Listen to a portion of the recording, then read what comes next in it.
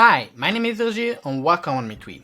In this video, I'll show you how to use Let's Encrypt to get a free SSL certificate to be able to use HTTPS on one of your websites. Alright, let's do it.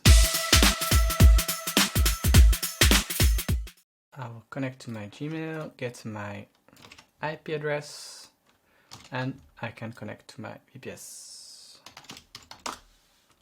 If I go now to Apache and check virtual host, any of them, you can see that they are used on the port 80, which is the default port for HTTP.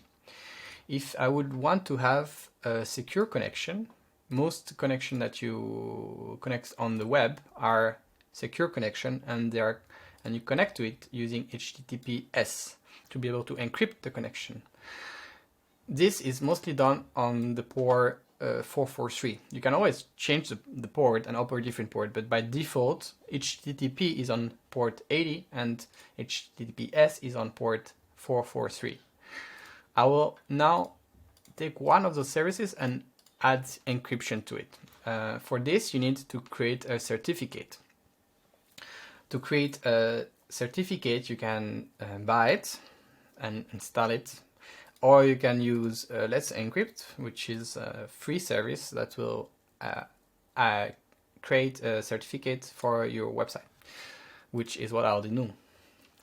So now I'll show you how to use Let's Encrypt to be able to encrypt one of my services, which is cloudmetweet.com. This is the instruction I'm looking for. Not on Ubuntu, so there I put Debian 10 as my distribution, and it explains me everything I need to do to be able to install.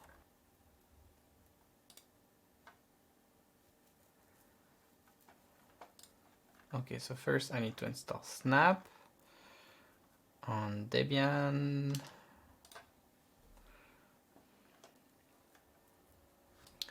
Install Snap. Yes.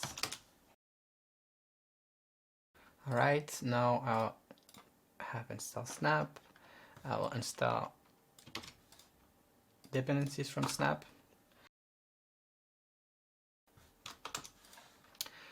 I will install Cerbot to be able to generate certificates. Make sure that Cerbot can run. Then I will run Cerbot with Apache. I will now put in the mail address from myself, so it will send me an email if my certificate didn't renew. Yes, I accept the term and condition. Yes, this is good. Okay, and now I can choose which of the services I have created with a virtual host I'd like to add an encryption for. I'll just do one, or I'll just do chat and cloud. I'll just do the first two. So with space 1 and 2, and it does the certificate generation for me. And now if I go on cloud and Git, I can see that I have a secure connection. That easy.